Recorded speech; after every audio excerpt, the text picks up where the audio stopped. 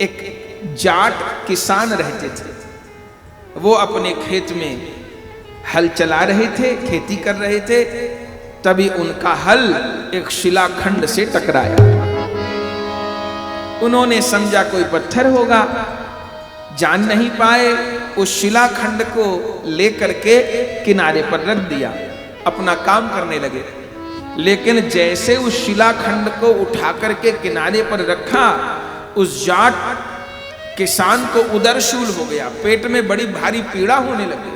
वो तो तड़पने लग गया और ऐसा कि वहीं पर बेहोश होकर गिरने की स्थिति हो गई। उसी समय उसकी पत्नी और बच्चों को पता चला, उस किसान के वे आए, क्या हुआ क्या हुआ क्या हुआ, कैसे हुआ। तब उस जाट किसान ने कहा, अभी तक तो मैं बिल्कुल ठीक था, वह हल चला रहा था, एक पत्थर से, एक शिला से मेरा हल टकराया, मैंने उस शिला को किनारे पर रख दिया, बस उसी समय से मुझे उदरशूल हो रहा है। पत्नी को प्रेरणा हो गई, कहां है वो शिला, कहां? तो दर्द से करहा रहा है वो जाट किसान, ऐसे इशारा करके कहा कि वहां रखी है शिला। जो जाकर के देखा, मिट्टी लगी थी उस शिला के ऊपर। उस किसान की पत्नी ने जैसे उस जल से उस शिला को धोया, तो क्या देख रही हैं? उसमें तो हनुमान जी की प्रतिमा अंकित है। और उन शिला के ऊपर कैसे हनुमान हैं, जिनके कंधों पर राम लक्ष्मण भी विराजमान, माने रामचंद्र के काज समारे।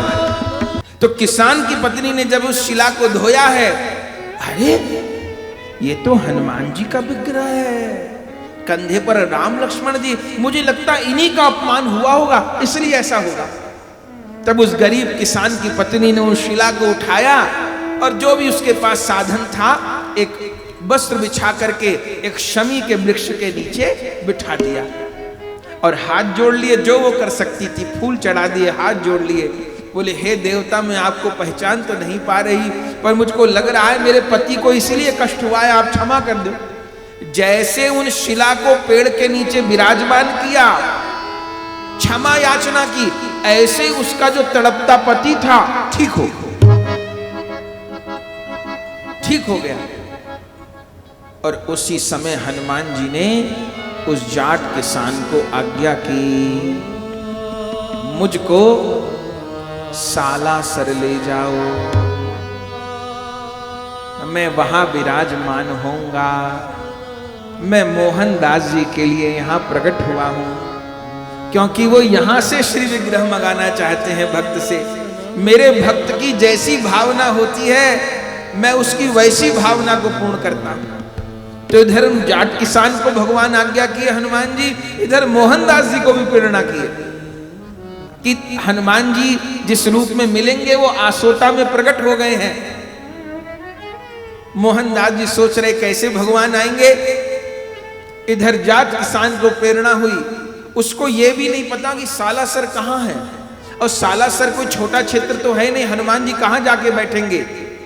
तभी मोहनदास जी के भक्त पहुंच गए और उस जाट किसान को क्या बोले, भैया ऐसा करो, एक बैलगाड़ी मंगवाओ और उस बैलगाड़ी में हनुमान जी के स्वरूप को विराजमान कर दो और बस अपने बैलों को हाँक दो।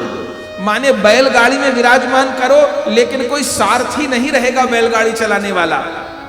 बस हनुमान जी को लेके ये बैल जिस दिशा में जाएंगे और चलते चलते जहां रुक जाएंगे, वहीं समझिए हनुमान जी का मंदिर बनेगा। तब वो जाट किसान ने रोते रोते कि मेरे घर हनुमान पधारे, बैलगाड़ी में वस्त्र बिछा के हनुमान जी को विराजमान कर दिया, बैलों को हाँक दिया और बैल भी चल पड़े। और चलते चलते चलते चलते चलते जहां हम आप लोग बैठे हैं, सबने बालाजी का दर्शन किया है। बालाजी के निकट में आज भी श्री मोहनदास जी की समाधि है, बहन कानी दादी जी की समाधि है। चलते चलते चलते चलते अपने आप इधर से उधर जैसे कोई चला रहा हो, आकर के बैलगाड़ी जहां आज हमको बालाजी के मंदिर का दर्शन हो रहा है, यहीं आकर के बैलगाड़ी रुक गई। श्री मोहनदास जी तो पहले से विराजमान थे, उनको तो पहले से बार बार संकेत हो रहा था, मेरे सखा पधारे, मेरे सखा पधारे, मेरे सखा पधारे। ये कहते हुए दौड़े आप, और जिस स्थान पर आज बालाजी विराजमान है यही आकर के बैलगाड़ी रुक गई।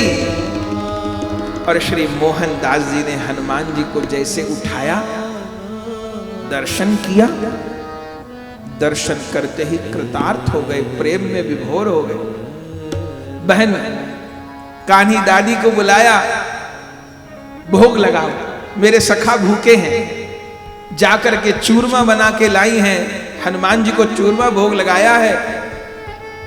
और श्री मोहनदास जी ने, कौन दिन था वो, संवत 1811 श्रावण शुक्ल नवमी, श्रावण शुक्ला नवमी, संवत 1811, सन 1754, श्रावण शुक्ला नवमी को भोग लगे, विराजमान हुए।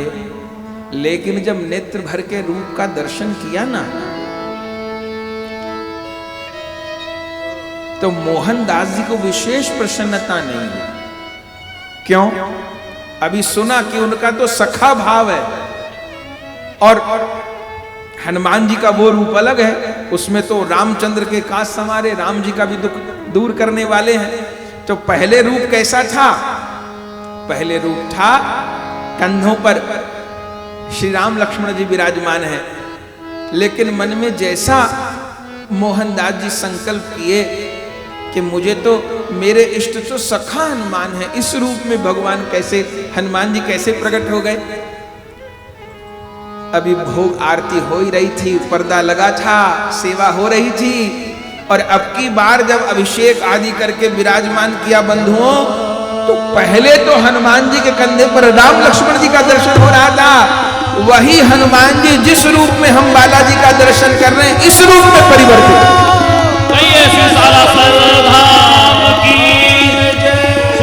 इस रूप में परिवर्तित हो गए। दुनिया में शायद अकेले बालाजी यही हैं जिनके दाढ़ी मूछ भी, और कहीं बालाजी के दाढ़ी मूछ तो नहीं, लेकिन इसी रूप का चिंतन किया है, बिल्कुल जैसा उनका अपना रूप मोहनदास जी का, वैसे रूप का चिंतन किया है। और हनुमान जी वैसा ही रूप बना लिए हैं, बड़े बड़े दिव्य नेत्र, मूछ दाढ़ी का भी मुख पर दर्शन हो रहा है। श्री मोहनदास जी ने विराजमान कर दिया।